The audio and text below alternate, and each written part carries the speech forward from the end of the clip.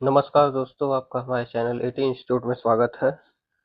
हम आपके सामने विज्ञान के प्रश्नों की श्रृंखला लेकर आए हैं। ऐसे प्रश्न जो बीपीएससी द्वारा विगत वर्षों में अब तक पूछे गए हैं। चलिए शुरू करते हैं। हमारे शरीर में मलेरिया परजीवी का भंडारण स्थल है। ऑप्शन ए पेट, ऑप्शन बी यकृत, ऑप्शन सी प्लीहा, ऑप्शन डी उपयुक्त में से एक से अधिक, या ऑप्शन ई उपयुक्त में से कोई नहीं। तो जो इसका सही उत्तर है वो है ऑप्शन नंबर डी, उपयुक्त में से एक से अधिक। मलेरिया संक्रमित एनाफिलीज मच्छर के काटने से फैलने वाले प्लाज्मोडियम परजीवियों के कारण होने वाली बीमारी है, जो पूरे इतिहास में वैश्विक स्वास्थ्य के लिए एक बड़ा खतरा रही है।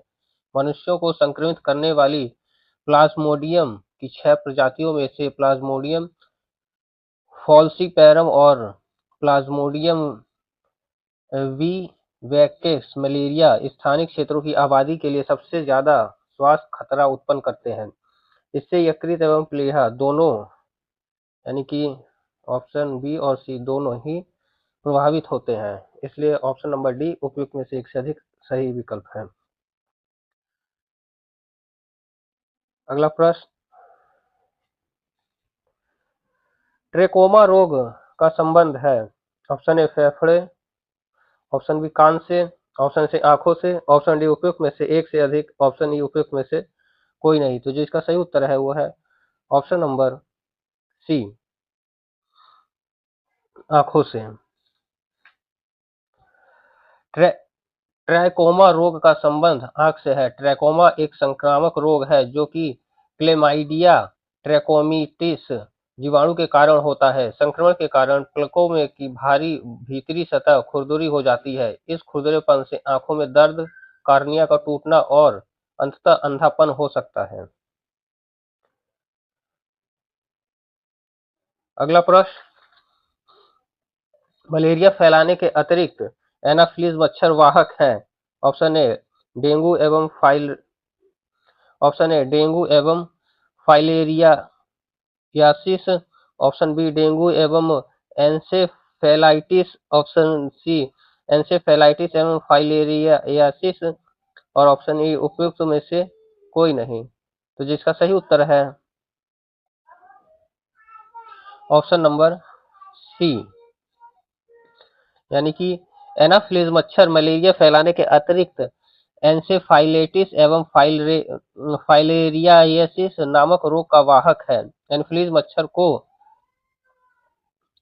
मच्छर को उनकी आराम की स्थिति से आसानी से पहचाना जा सकता है। अगला प्रश्न, तीव्रता एवं प्रयुक्तता के आधार पर निम्नलिखित में से कौन सा कर्क रोग उत्पन्न कर सकता है तथा उसका उपचार भी करता है। तो ऑप्शन दे रखा ए तंबाकू, option B alcohol, option C आयनीय विकिरण, ऑप्शन डी परावैंगिक किरण। तो जो इसका सही उत्तर है वो है ऑप्शन नंबर सी, आयनीय विकिरण ही वह कारक है जो कर्क रोग उत्पन्न कर सकता है और उपचार में भी प्रयुक्त होता है। विकिरण चिकित्सा में कैंसर की कोशिकाओं को और संकुचित गांठ को नष्ट करने के लिए आयनीकरण विकिरण का उपयोग किया जाता है। अनुसंधानों से स्पष्ट हो गया है कि निम्न एवं मध्यम विकिरण एक्सपोजर से कैंसर नहीं होता, लेकिन लंबे समय तक विकिरण के प्रयोग से कैंसर हो सकता है। अगला प्रश्न, मलेरिया कौन से मच्छर के काटने से होता है। ऑप्शन ए छोटे मच्छर, ऑप्शन बी काले मच्छर, ऑप्शन सी पैरासाइट वाले मच्छर, ऑप्शन डी सफेद मच्छर। तो जिसका सही उत्तर है वो है ऑप्शन नंबर सी, मलेरिया बुखार मच्छरों से फैलने वाला संक्रामक रोग है जो फीमेल एनाफिलीज मच्छर के काटने से होता है। इस मादा मच्छर के खास प्रकार का जीवाणु पाया जाता है जिसे डॉक्टरी भाषा में प्लाज्मोडियम नाम से जाना जाता है। अगला प्रश्न, रक्त कैंसर यानी कि ल्यूकेमिया की रोकथाम में प्रयोग किए जाने वाला रेडियो समस्थानिक है। Option A iodine 131, option B sodium 24, option C phosphorus 32, option D cobalt 60, option E उपयुक्त में से कोई नहीं या फिर उपयुक्त में से एक से अधिक। तो जिसका सही उत्तर है वो है ऑप्शन नंबर ई, रेडियो फॉस्फेरस यानी कि P32 तथा कोबाल्ट 60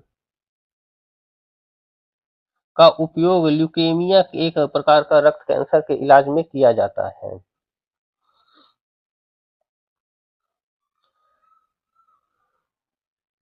अगला प्रश्न, स्त्रियों की तुलना में पुरुष अधिक वर्णांधता से पीड़ित हो सकते हैं क्योंकि ऑप्शन ए वे अधिक मानसिक तनाव से गुजरते हैं, ऑप्शन बी वे अधिक देर घर से बाहर रहते हैं, ऑप्शन सी उनमें केवल एक एक्स क्रोमोसोम होता है, ऑप्शन डी उनमें साधारणतः कम चर्बी होती है।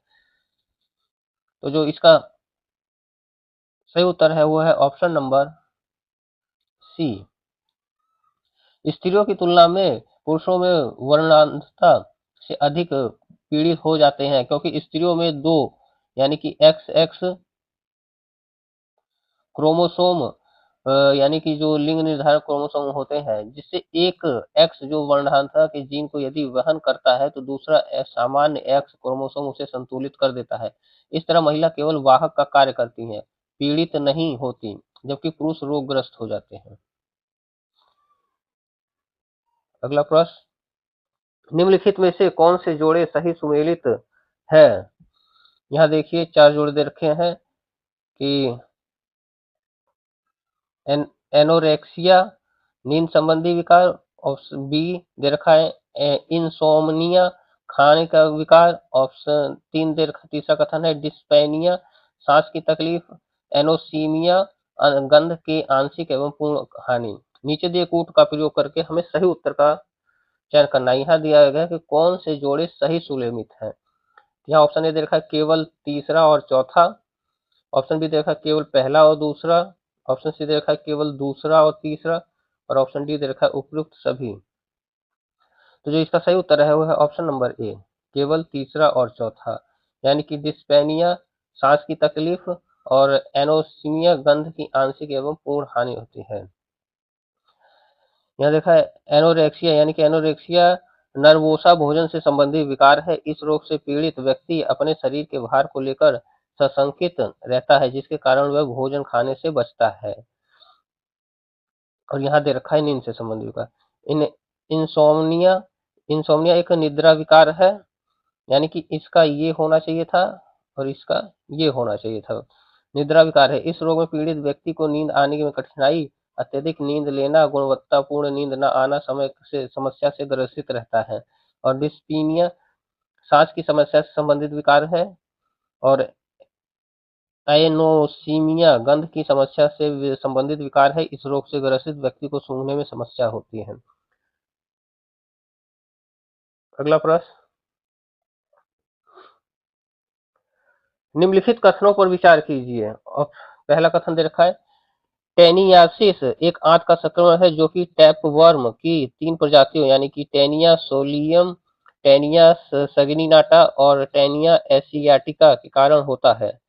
और दूसरा कथन है जब मस्तिष्क में सिस्ट विकसित हो जाते हैं तो इस स्थिति को न्यूरोसिस्टिक सक्रोसिस एनसीसी कहा जाता है। उपयुक्त में से हमें बताना है कौन सा कथन सही है।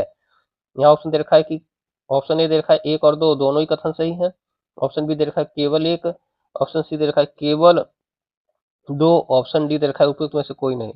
तो जिसका सही उत्तर है ये वो है ऑप्शन नंबर ए, एक और दो दोनों ही कथन। अगला प्रश्न, एंटीबायोटिक दवा का उदाहरण है। Option A aspirin, option B paracetamol, option C chloroquine, option D penicillin, option A उपयुक्त में से कोई नहीं या फिर उपयुक्त में से एक से अधिक। तो जिसका सही उत्तर है वो है ऑप्शन नंबर डी, एंटीबायोटिक दवा का प्रयोग जीवाणु जन यानी कि बैक्टीरियल रोगों के उपचार में किया जाता है। प्रश्नगत विकल्पों में पेनिसिलिन एंटीबायोटिक दवा है, इसे कवकों से प्राप्त किया जाता है। अगला प्रश्न, चिकित्सा चिकित्सा स्थितियों का निदान करने के लिए एमआरआई तकनीक का उपयोग किया जाता है। एमआरआई में किसका उपयोग नहीं होता। यहाँ ऑप्शन दे रखा ए चुंबकीय क्षेत्र का, ऑप्शन बी एक्स किरण का, ऑप्शन सी रेडियो तरंग, option D gamma Kiran, option A उपयुक्त में से कोई नहीं या फिर उपयुक्त में से एक से अधिक। तो जिसका सही उत्तर है वह ऑप्शन नंबर ई, यानी कि चुंबकीय अनुबंध प्रतिबिंबन एक चिकित्सा प्रतिबिंबन तकनीक है। एमआरआई द्वारा शरीर के अंगों को चित्र प्राप्त करने के लिए प्रबल चुंबकीय क्षेत्र तथा रेडियो तरंगों का, यानी कि इसका और इसका रेडियो तरंगों का प्रयोग किया जाता है। इसे चुंबकीय अनुनाद यानी कि टोमोग्राफी एमआरटी भी कहते हैं। एक्स किरण एवं गामा किरण दोनों ही उच्च आवृत्ति की आयनीकरण विकिरण है, जिसका अर्थ है कि इन दोनों में ही किसी परमाणु या अणु से इलेक्ट्रॉन को मुक्त करने हेतु पर्याप्त ऊर्जा होती है। अल्ट्रासाउंड एवं एमआरआई इन दोनों ही तकनीकों में किसी आयनीकरण विकिरण का प्रयोग नहीं किया जाता, यानी कि इनका प्रयोग नहीं किया जाता, लेकिन चुंबकीय क्षेत्र और रेडियो तरंग का किया जाता है। अगला प्रश्न, किसी गुणसूत्र पर जीनों की आपेक्षिक स्थिति ज्ञात करने की प्रक्रिया कहलाती है। ऑप्शन ए जीनोम का चलना, ऑप्शन बी गुणसूत्र का चलना, ऑप्शन सी जीन मानचित्र, ऑप्शन डी उपयुक्त में से एक से अधिक, ऑप्शन ई उपयुक्त में से कोई नहीं। तो जिसका सही उत्तर है वह ऑप्शन नंबर सी जीन मानचित्र। किसी गुणसूत्र पर जीनों की अपेक्षा स्थिति ज्ञात करने की प्रक्रिया जीन मानचित्र कहलाती है। इसका उपयोग जीन क्रम निर्धारित करने, जीन के बीच की दूरी की गणना करने के लिए किया जाता है। अगला प्रश्न, डैश के अभ्यास से जानवरों के क्लोन तैयार किए जाते हैं। ऑप्शन ए आनुवांशिकी, ऑप्शन बी पारिस्थितिकी, ऑप्शन सी जैविक प्रौद्योगिकी, ऑप्शन डी भ्रूण विज्ञान, ऑप्शन ई उपयुक्त में से कोई नहीं या फिर उपयुक्त में से एक से अधिक। तो जो इसका सही उत्तर है वह है ऑप्शन नंबर सी जैव प्रौद्योगिकी। जैव प्रौद्योगिकी जीव विज्ञान पर आधारित प्रौद्योगिकी है। जैव प्रौद्योगिकी उन प्रौद्योगिकियों और उत्पादों को विकसित करने के लिए सेलुलर और जैव आणविक प्रक्रियाओं का उपयोग करती है, जो हमारे जीवन और पृथ्वी के स्वास्थ्य को बेहतर बनाने में मदद करते हैं। जैव प्रौद्योगिकी के जरिए ही जानवर के क्लोन तैयार किए जाते हैं।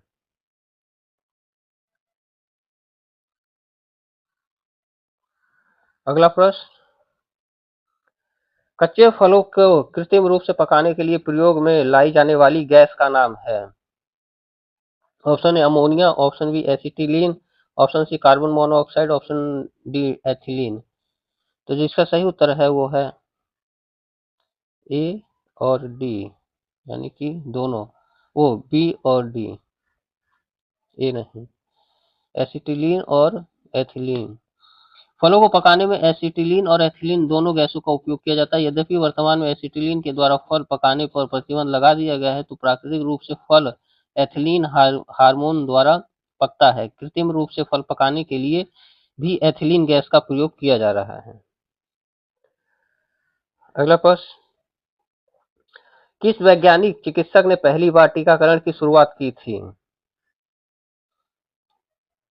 Option A Joseph Lister, option B Robert Koch, option C Elie Metchnikoff, option D Edward Jenner, option E उपयुक्त में से कोई नहीं या फिर उपयुक्त में से एक से अधिक।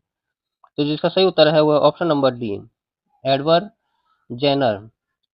एडवर्ड जेनर ने सन 1796 में ईस्वी में सर्वप्रथम टीकाकरण की शुरुआत की थी। अगला प्रश्न, निम्नलिखित में से कौन प्रतिजैविक औषधि है। Option A quinine, option B sulfaguanidine, option C chloramphenicol, option D aspirin, option E उपयुक्त में से कोई नहीं या फिर उपयुक्त में से एक से अधिक। तो जिसका सही उत्तर है वह ऑप्शन नंबर ई, यानी कि क्लोरोरेम्फेनिकॉल एक प्रतिजैविक औषधि है जिसका उपयोग बैक्टीरियल इन्फेक्शन के उपचार में किया जाता है।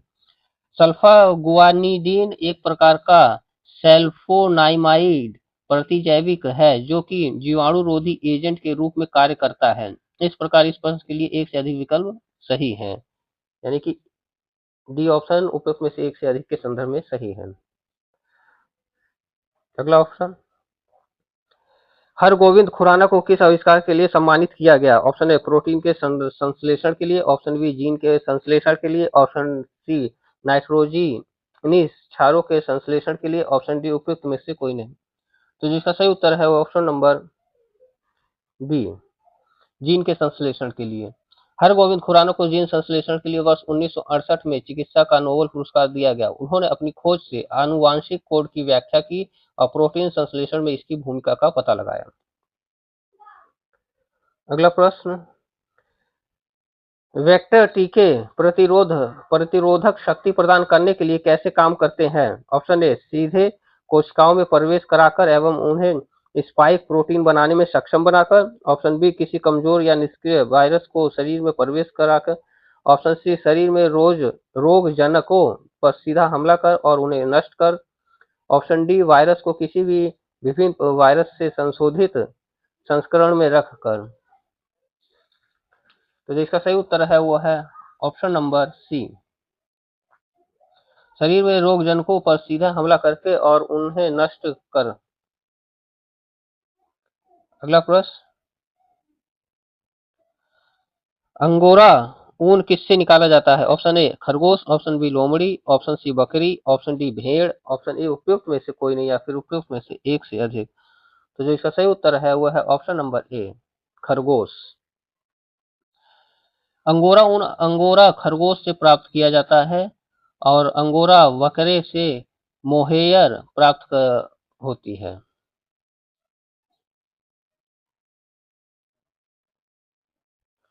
अगला प्रश्न, निम्नलिखित में से किसका प्रयोग मच्छरों के जैविक नियंत्रण के लिए किया जा सकता है? ऑप्शन ए तेल, ऑप्शन बी मरहम, option C DDT, option D Gambusia, option E उपयुक्त में से कोई नहीं या फिर उपयुक्त में से एक से अधिक। तो जो इसका सही उत्तर है वो है option number D, gambusia. Gambusia मछली का प्रयोग मच्छरों के जैविक नियंत्रण के लिए किया जा सकता है। मच्छर मछली के रूप में लोकप्रिय गैम्बूसिया प्रजाति का उपयोग कई देशों में वेक्टर जनित रोगों के संचरण की जांच के लिए जैव नियंत्रण उपयोग के रूप में किया जाता है। अगला प्रश्न, एमआरएनए का पद का विस्तारित रूप क्या है जो महामारी की शुरुआत से ही व्यापक रूप से चर्चा में रहा है? Option A mnemonic ribonucleic acid, option B messenger ribonucleic acid, option C mutant ribonucleic acid, option D modified ribonucleic acid. तो जो इसका सही उत्तर है वो है option number B, messenger ribonucleic acid. एम अगला प्रश्न, पुस्तक द ओरिजिन ऑफ स्पीसीज किसने लिखी है? Option A Linnaeus, option B Lamarck, option C Mendel, option D Darwin, option E उपयुक्त में से कोई नहीं या फिर उपयुक्त में से एक से अधिक। तो जो इसका सही उत्तर है वो option number D, Darwin. The origin of species पुस्तक डार्विन द्वारा लिखी गई है। चार्ल्स डार्विन इंग्लैंड के जैव विकासविद थे।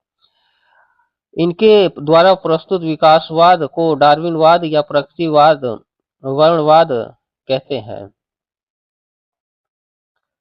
अगला प्रश्न, मानव शरीर का सामान्य तापमान होता है। Option A 99.6 degree Fahrenheit, option B 97.4 degree Fahrenheit, option C 98.6 degree Fahrenheit, option D 95.6 degree Fahrenheit, option E उपयुक्त में से कोई नहीं या फिर उपयुक्त में से एक से अधिक।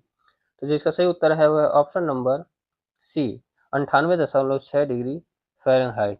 मानव शरीर का तापमान 98.6 फ़ारेनहाइट लगभग यानी कि 37 डिग्री सेंटीग्रेड होता है। इससे ऊपर तापमान की स्थिति को ज्वर या बुखार कहा जाता है। अगला प्रश्न, उस क्लिनिकल परीक्षण का नाम बताइए जिसमें ठीक हो चुके कोविड-19 रोगी से गंभीर स्थिति वाले कोरोना वायरस रोगी में रक्त चढ़ाया जाता है। Option A plasma therapy, option B remdesivir, option C एक्सजूटा, ऑप्शन डी उपयुक्त में से कोई नहीं। तो जो इसका सही उत्तर है वो है option number A, plasma therapy. Plasma therapy के माध्यम से ठीक हो चुके कोविड-19 के रोगी से गंभीर स्थिति वाले कोरोना वायरस रोगी में रक्त चढ़ाया जाता है। धायवता है कि प्लाज्मा थेरेपी पुनर्योजी चिकित्सा का एक रूप है जो कि क्षतिग्रस्त ऊतकों को ठीक करने में मदद करने हेतु हमारी रक्त कोशिकाओं में पाए जाने वाले प्राकृतिक वृद्धि कारकों का उपयोग एवं प्रभावहीन करते हैं। अगला प्रश्न, जब टीके के द्वारा शरीर में एंटीजन प्रवेश करता है तब संक्रमण से लड़ने के लिए एंटीबॉडी की उत्पत्ति होती है। ऑप्शन ए बी एम एवं टी दोनों कोशिकाओं द्वारा, ऑप्शन बी केवल बी कोशिकाओं द्वारा, ऑप्शन सी केवल टी कोशिकाओं द्वारा, ऑप्शन डी उपयुक्त में से कोई नहीं। तो जो इसका सही उत्तर है वो है ऑप्शन नंबर बी केवल बी कोशिकाओं द्वारा। जब टीके के द्वारा शरीर में एंटीजन प्रवेश करता है तब संक्रमण से लड़ने के लिए एंटीबॉडी की बी कोशिकाओं यानी कि विशेष स्वस्थ श्वेत रक्त कोशिकाओं द्वारा उत्पादित होते हैं। जब कोई एंटीजन की कोशिकाओं के संपर्क में आता है तो यह बी कोशिका को विभाजित और क्लोन करने का कारण बनता है। ये क्लोन बी कोशिकाएं शरीर के रक्त प्रवाह और लसिका प्रणाली में लाखों एंटीबॉडी जारी करती है। एंटीबॉडी शरीर की प्रतिरक्षा प्रणाली को मजबूत बनाता है। अगला प्रश्न, डॉक्टरों द्वारा एनेस्थीसिया के रूप में प्रयोग होने वाली हास्य गैस है। Option A nitrogen, option B nitrogen oxide, option C nitrous oxide, option D nitrogen dioxide. तो इसका जो सही उत्तर है वो है option number C nitrous oxide. डॉक्टरों द्वारा निश्चेतक के रूप में प्रयोग होने वाली गैस नाइट्रस ऑक्साइड है। ये एक रंगहीन गंधहीन गैस है। अगला प्रश्न, सेल्सियस स्केल पर मानव शरीर का सामान्य तापमान होगा।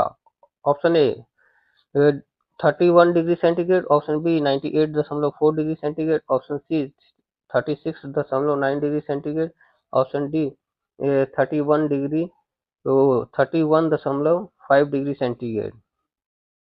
तो जो इसका सही उत्तर है वह option number C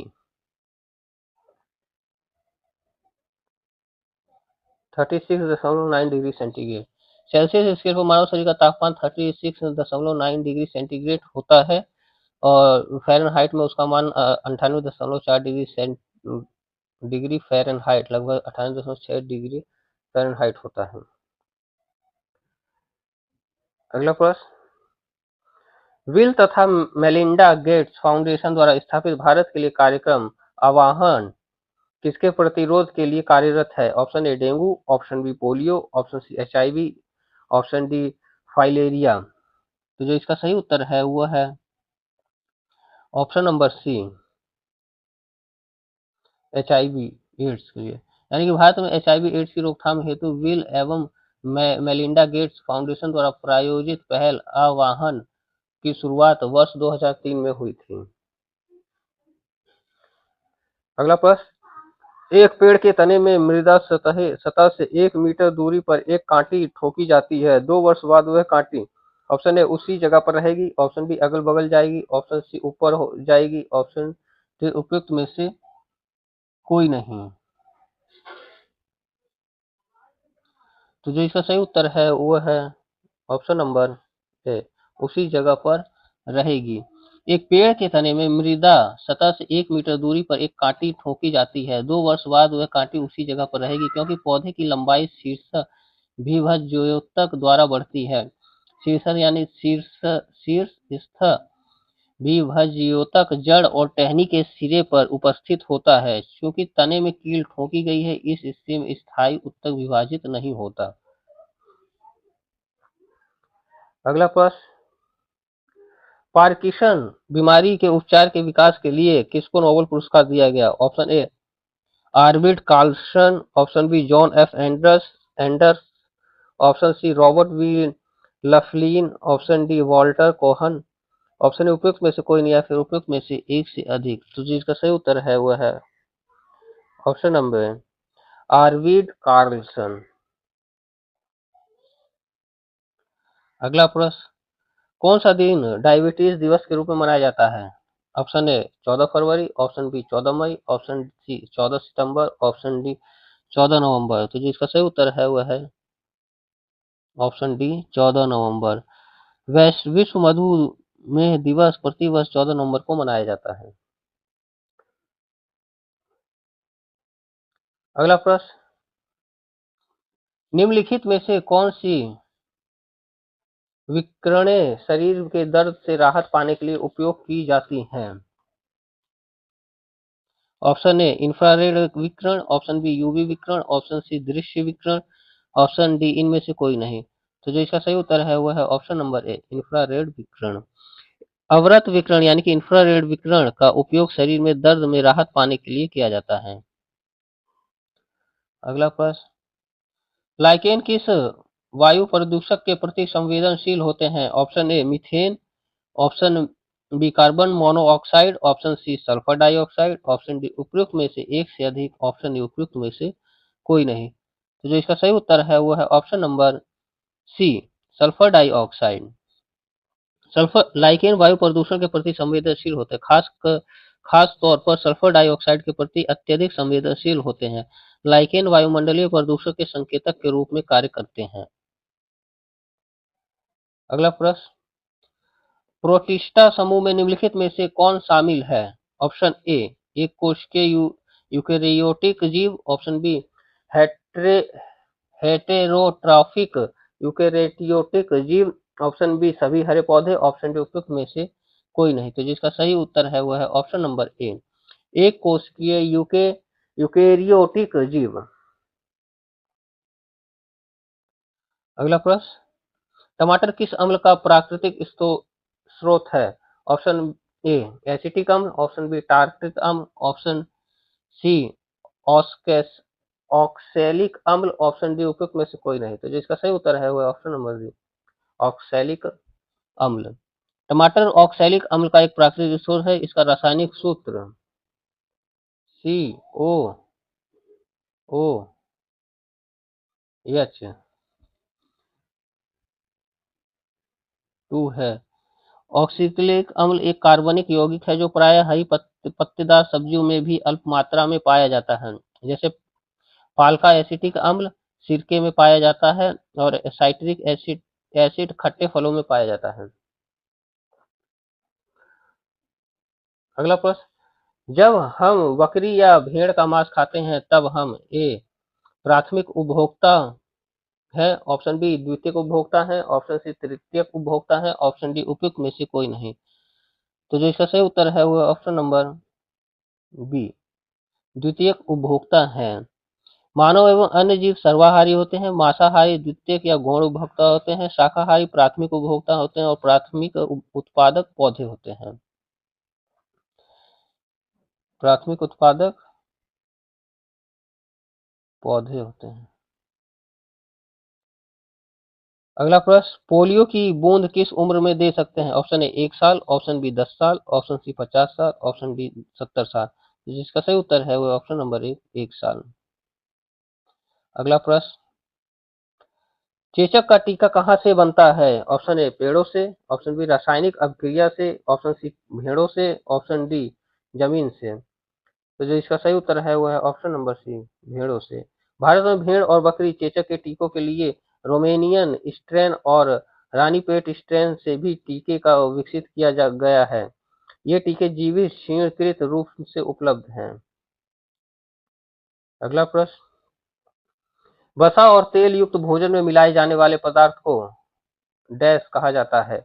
option A oxidant, option B वासी, option C antioxidant, option D उपयुक्त में से कोई नहीं। तो जिसका सही उत्तर है ऑप्शन नंबर सी एंटीऑक्सीडेंट। वसा और तेल युक्त भोजन में मिलाए जाने वाले पदार्थ को एंटीऑक्सीडेंट कहा जाता है। विदित हो कि एंटीऑक्सीडेंट वे रसायन है जो ऑक्सीकरण की प्रक्रिया को रोकते हैं। आज के लिए इतना दोस्तों, धन्यवाद। इससे रिलेटेड ऐसी ही वीडियो के से जानने के लिए हमारे चैनल को लाइक शेयर सब्सक्राइब जरूर करते रहें, जिससे हमारे चैनल के अपडेटेड वीडियो आपको मिलती रहे।